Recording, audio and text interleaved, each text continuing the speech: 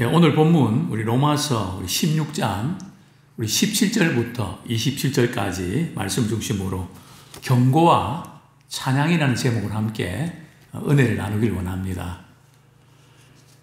예, 오늘 우리 로마서 마지막 강의 시간인데요. 59번째 마지막 시간입니다. 네, 다음 주 월요일부터는 교회 안에서의 실제적인 삶을 이렇게 기록하고 있는 고린도전서에 대해서 정말 실제적인 그런 말씀을 나누는 참 기대할 만한 그런 또 강의이기도 합니다. 우리 그동안 로마서 강의 계속 이렇게 들어주시고 또 참여해 주셔서 감사를 드립니다. 예, 오늘 본문은 로마서 결론 가운데도 이제 마지막 부분입니다. 오늘 본문의 내용은 거짓 교사에 대해서 경고하는 내용이고 또 문안 인사와 더불어 하나님께 영광과 찬양을 돌리는 그런 본문입니다. 오늘 본문 우리 로마서 우리 16장 우리 17절부터 우리 28절 말씀까지는 바울이 로마에 있는 성도들 가운데 참 거짓 교사들을 향해서 경고를 주는 메시지인데요. 참 교회 생활을 하면서 좀 신앙이 성숙하지 못해서 또 실수하기도 하고 또 방법이 잘못돼서 또 이렇게 후회하는 경우도 있습니다. 그런데 교회 안에서 문제가 되는 것은 교리적으로 잘못 형성되어 있는 분들이 있습니다. 신앙 자체가 어디서 영향을 받았는지 하나님의 말씀을 그대로 전하는데도 그걸 그대로 받지 않고 자꾸 내 생각으로 그것을 이렇게 거절하고 자기 나름대로 해석하는 이런 경우는 대단히 어렵습니다. 뿐만 아니라 중심이 하나님 중심인가 자기 중심인가 그걸 보면 알거든요. 중심이 잘못된 사람은 바꾸기가 참 힘이 듭니다. 왜냐하면 중심은 형성되거든요. 우리 인격이 형성되고 우리의 성격이 형성되는 것처럼 이 중심은 형성되는 겁니다. 그래서 말을 할 때도 무슨 생각 가운데에서도 하나님 중심이 아니라 말씀 중심이 아니라 자기 중심이란 말이죠. 또 무엇보다도 교회 생활하는데 목적이 잘못된 사람은 변화가 정말 힘듭니다. 신앙생활은 목적이 있거든요. 교회 생활은 목적이 있는데 교회 생활은 목적은 섬기는 데 있습니다. 그런데 어떤 경우들은 교회에서 무엇도 안 해준다, 무엇도 안 해준다. 그래서 보면 교회를 이용하려는 사람이 있거든요. 표현이 좀 강한데요. 근데 이런 경우들은 좀처럼 변화가 어렵습니다. 그 중에 이제 하나가 바로 이단이거든요. 이단은 목적이 잘못되어 있습니다. 또 중심이 잘못되어 있습니다. 방향이 잘못되어 있습니다. 그렇기 때문에 몇 번 고면하고 고치지 않으면 거기에서 떠나라. 돌이키라는 거죠. 왜냐하면 좀처럼 한번 박혀 있는 것이 뽑히지가 않습니다. 그래서 거기서 돌아서라. 계속 눈물로 기도하면서 붙잡아라. 그렇게 말씀하고 있지 않고 거기서 돌아서라. 바울은 그 부분을 잘했던 것 같습니다. 복음 전하는데 거부하잖아요. 그럼 열린 지역으로 가버립니다. 그거 붙잡고 막 실험하고 이런 바울은 그렇게 하지 않았던 것 같습니다. 물론 한 영혼에 대한 사랑은 대단했지만 핍박하면 다른 곳으로 가잖아요. 그거 가서 복음 전하고. 어쨌든 오늘 바울은 로마의 거짓 교사들을 경고하는데요. 우리 17절 말씀 같이 한번 읽겠습니다. 그들이 문제점이 뭐였을까요? 시작. 형제들아 내가 너희를 권하노니 너희가 배운 교훈을 거슬러 분쟁을 일으키거나 거치게 하는 자들을 살피고 그들에게서 떠나라. 그 거짓 교사의 특징이 뭔가 하면 분쟁을 자꾸 일으킨다는 거죠. 자꾸 이렇게 다투고 마음을 나누어지게 하고 이것을 경계해야 됩니다. 그래서 우리는 잘하는 것도 중요하지만 마음이 갈라지지 않도록 특별히 지혜가 필요합니다. 그래서 거짓 교사들은 자꾸 분쟁을 일으킨단 말이죠. 또 두 번째 특징이 뭡니까? 거치게 한다는 거죠. 거치게 한다는 것은 다른 사람을 하여금 죄를 짓게 한다는 거죠. 자기도 죄를 짓고 그것을 보는 다른 사람도 죄를 짓게 하는. 그런데 이런 그 사람이 이외로 영향력이 크다는 거죠. 적은 누룩이 온 누룩이 퍼지는 것처럼 이 좋지 않은 영향은 쉽게 퍼집니다. 그래서 이런 사람들을 특별히 조심해라. 근데 그들이 왜 이렇게 되는가 하면 근본적인 문제는 뭔가 하면 교훈을 거슬린다는 거죠. 즉 하나님의 말씀을 말씀으로 안 받고 즉 신앙 자체가 말씀 중심이 아니라 때로는 내 경험 중심, 내 체험 중심, 내가 신앙생활 해왔던 그 방식 또 보았던 것 뭐 이런 그것을 자꾸 내세우면서 그게 이제 옳다고 주장하는 거죠. 물론 우리 좋은 것은 배워야 되는데 우리는 항상 말씀에 비추어서 그렇지 않은 것은 우리가 분별할 줄 알아야 됩니다. 바울이 복음에 대한 교훈을 로마에 있는 성도들에게 이렇게 계속해서 강조했는데 복음의 교훈하고는 반대가 되는 그쪽으로 자꾸 가니까 기존에 있는 성도들하고 자꾸 갈등이 일어나고 또 기존에 있는 성도들도 또 이렇게 신앙이 자꾸 흔들린단 말이죠. 근데 왜 이런 그 거짓 교사들이 왜 이제 이렇게 되는가? 그 근본 뿌리, 원인이 뭘까요? 항상 성경은 우리가 병원에 가도 우리가 진단을 합니다. 그래서 건강 검진을 해서 진단을 해서 이렇게 종합적으로 어디가 아프다고 그렇게 판단합니다. 신앙도 마찬가지거든요. 신앙을 어떻게 판단하는가 하면 그 모든 문제의 뿌리는 바로 죄에서부터 비롯됐고 그 문제는 하나님을 떠나기 때문에 그런 문제가 생겼다. 바로 진리 문제에 접근한단 말이죠. 그 원인을 우리 한번 살펴보겠습니다. 18절. 왜 그들이 자꾸 다투게 하고 자꾸 거칠게 하는가?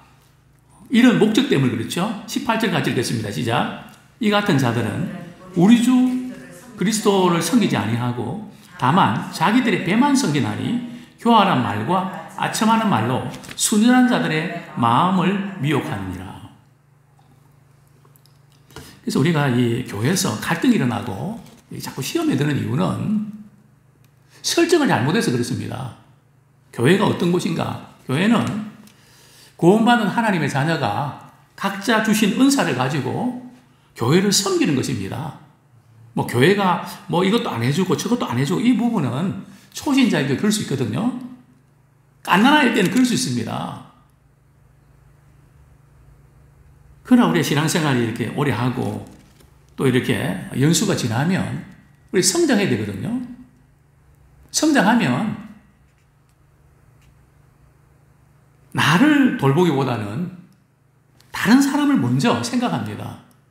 저는 우리 연세대지 우리 권사님들 몸이 아프고 이래서 이렇게 제가 좀 신방을 갈게요. 그렇게 하면 단 한 번도 신방 안 왔다고 시험 드는 분을 본 적이 없거든요. 목사님, 저는 괜찮습니다.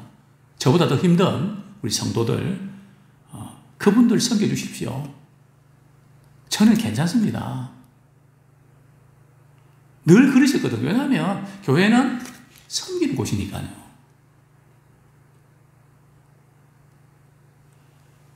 그런데 오늘 본문에 보면 이 거짓 교사들은 우리 주 예수 그리스도를 섬기지 아니하고 뭐만 섬긴다고요? 자기의 배만 섬긴다. 이 배만 섬긴다는 뜻이 뭘까요?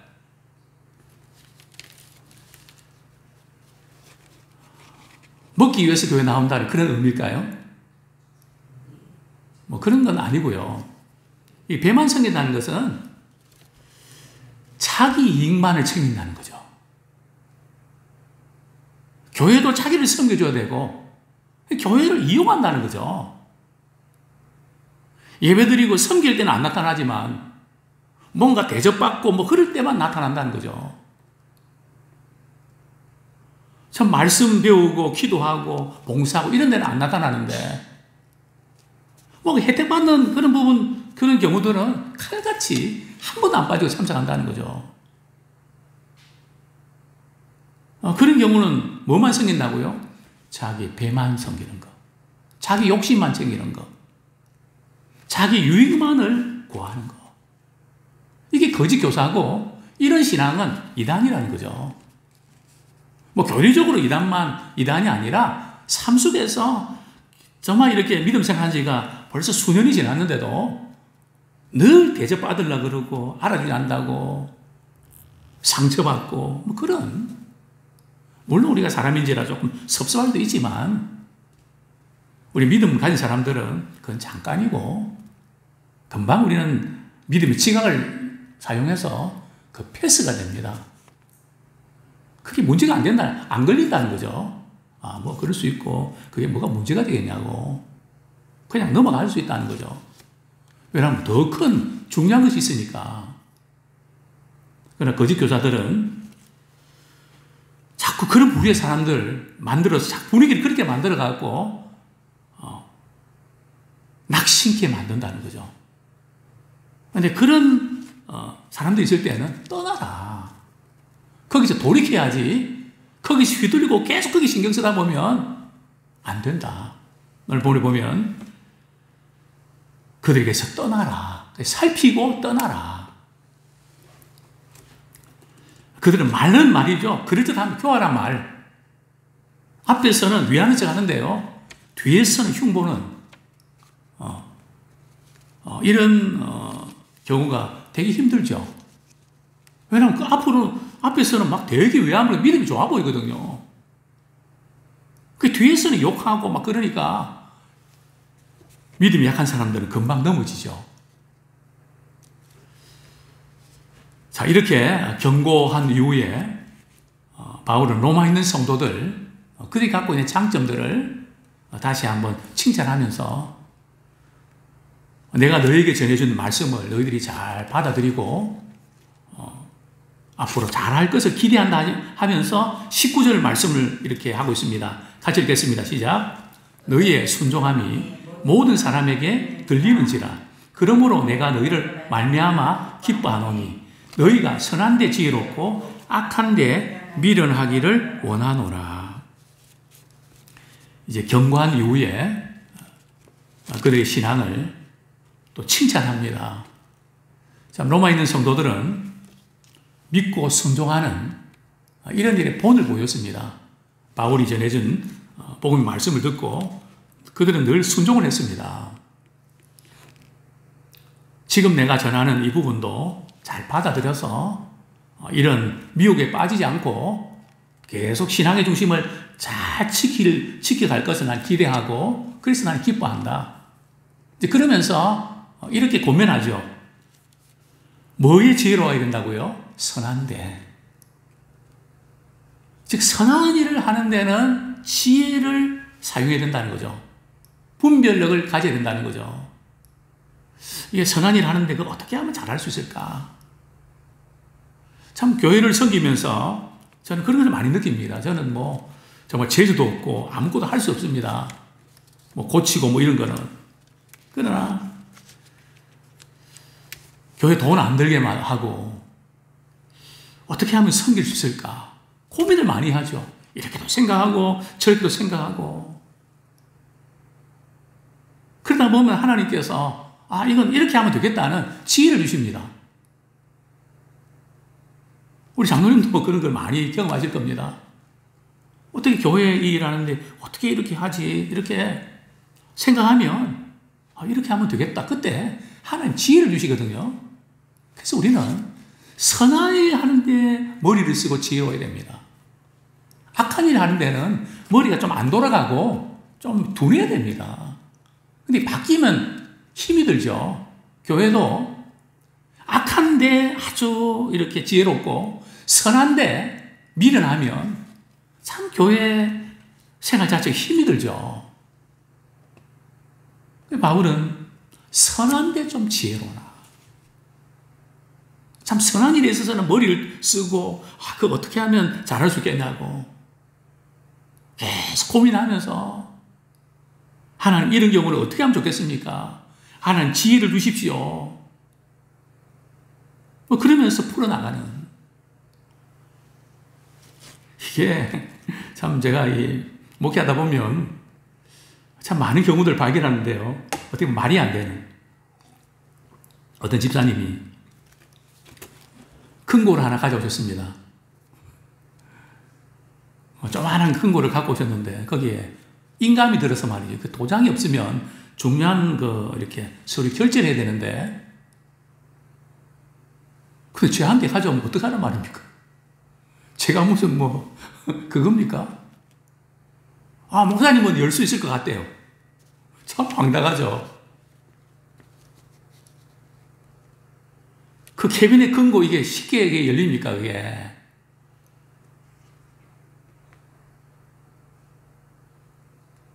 물건이지만 성도가 말이죠. 그 목사님 이렇게 가져오면은 열릴 줄 믿고 왔으니까. 어쩝니까? 사람은 또 어떻게 충고도 하고 이러지만 기계에다가 놓고 말이죠. 열릴지어다, 찌어다 하면 열립니까?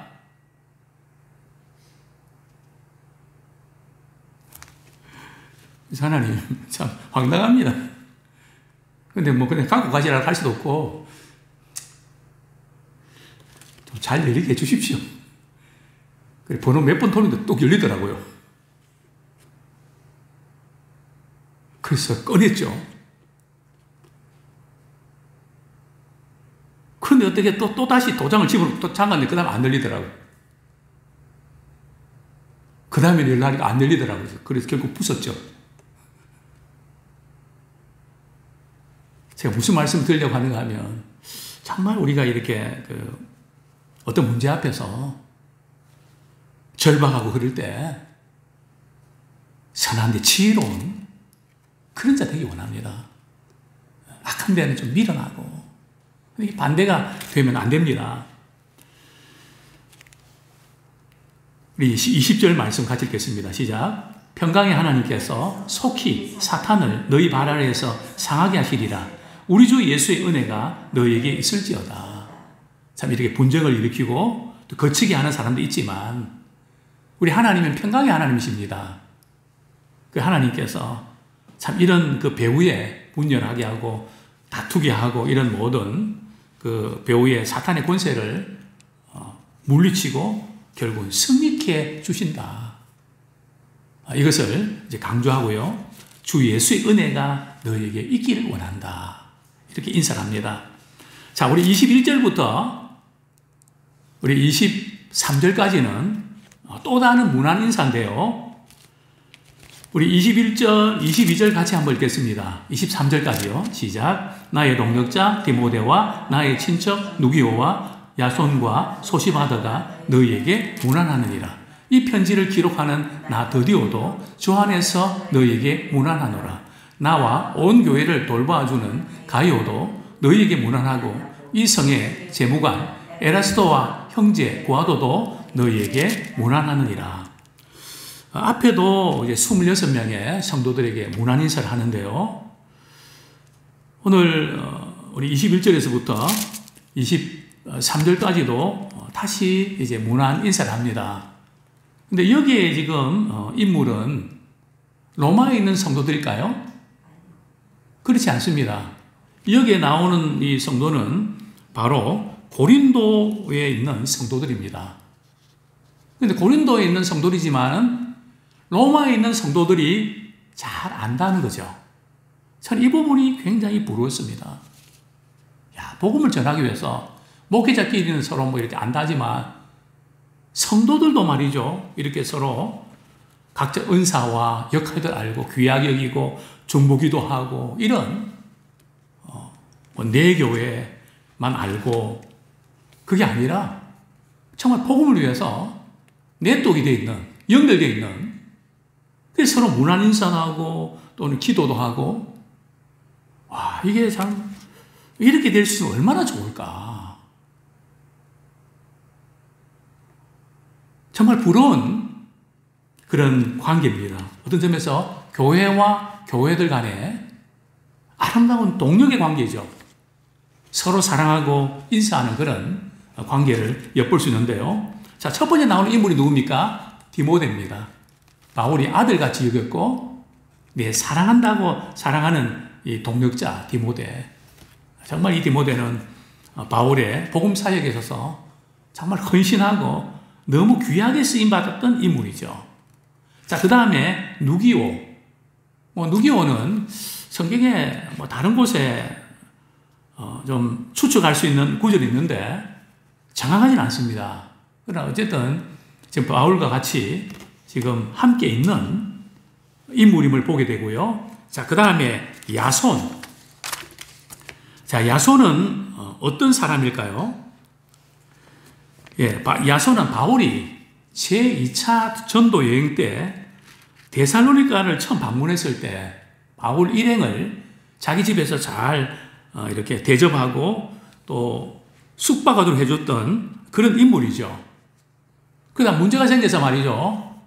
바울 대신에 매를 실컷 맞죠. 야손의 집에 들어가고 말이죠. 야손을 때리는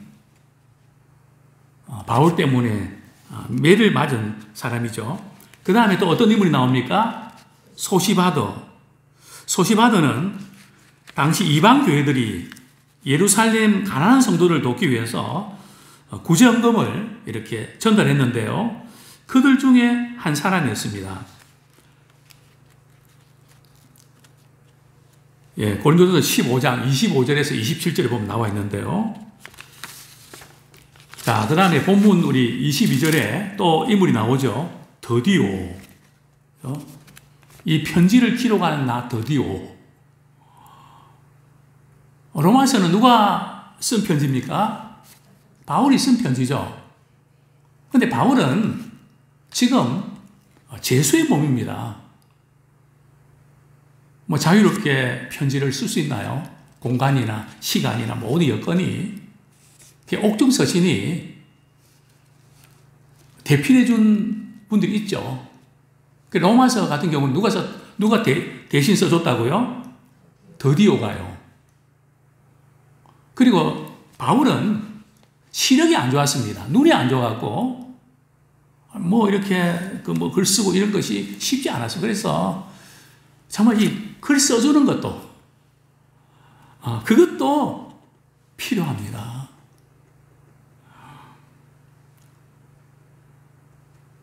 각자 우리에게 주신 은사를 가지고 복음을 위해서 우리 얼마든지 쓰임 받을 수 있다는 거죠. 자, 그 다음에 또 인물이 나옵니다. 23절에 보면 나와 온 교회를 돌봐주는 가이오. 가이오는 누굽니까? 바울과 여러 교회를 돌아보고 또 이제 이 가이오는 고린도전서 1장 14절에 보면 바울이 고린도 교회에서 말이죠. 세례를 침례했는데 두 사람한테 했거든요. 그 중에 한 사람이 가이오입니다. 우리 고린도전서 1장 14절 한번 보시죠. 고린도전서 1장 14절. 같이 한번 읽겠습니다. 시작. 나는 그리스도와 가이오 외에는 너희 중 아무에게도 내가 세례를 베풀지 아니한 것을 감사하노니. 그러니까 첫 이제 세례 베풀던 두 사람 중에 한 사람이 바로 가이오라는 거죠. 정말 또 자기 집을 제공해서 바울이 고린도에서 겨울을 보내는 동안에 그곳에서 머무르기도 하고 또 집회 장소로도 사용되고요. 특별히 가이오는 나그네나 외국인들을 자기 집에 초대해서 잘 섬겼던 그런 사람입니다. 또 한 사람이 나오죠. 23절에 보면 재무관 에라스도. 재무관이라는 뜻은 에라스도는 고린도시의 재산 관리인으로 고린도에서 영향을 끼치는 인물입니다. 또 그리스도 안에서 형제인 구하도, 여기 형제라는 게 진짜 형제가 아니고요.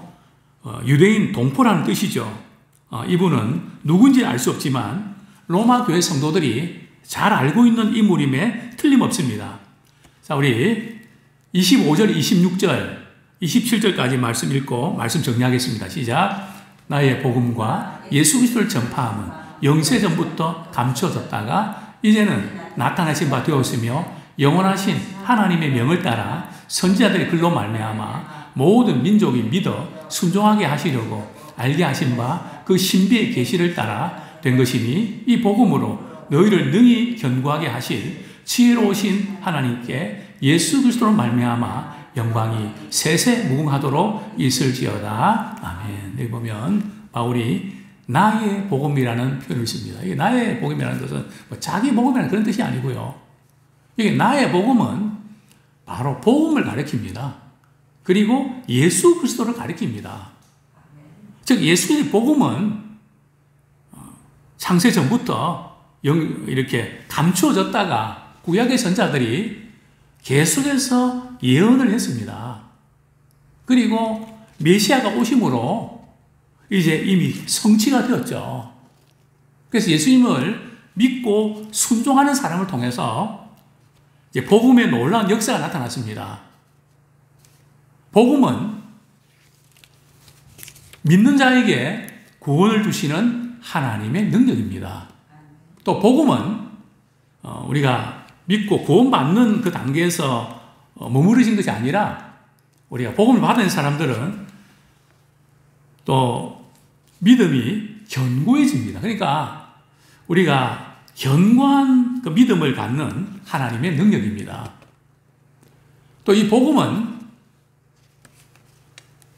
통해서 하나님께서 우리에게 주시려고 하는 부분들은 하나님께 영광을 돌려드리는 것입니다. 그러니까 우리가 창조의 목적도 그렇고 구원의 목적도 그렇고 축복의 목적도 우리가 구원받았다. 나는 하나님의 백성이다. 나는 축복받았다. 그거로 끝나면 안 되고요. 하나님께 그렇게 하신 목적이 뭔가 하면 하나님께 영광을 돌려드리고 하나님께 영광을 돌린다는 것은 우리를 통해서 하나님 그분을 나타내는 것입니다. 그래서 예수 그리스도를 영접하고 하나님의 자녀가 되는 이런 신비한 비밀을 우리에게 주셨습니다. 아무쪼록 하나님께 영광 돌려드리는 복음의 사자들이 되기를 축원합니다.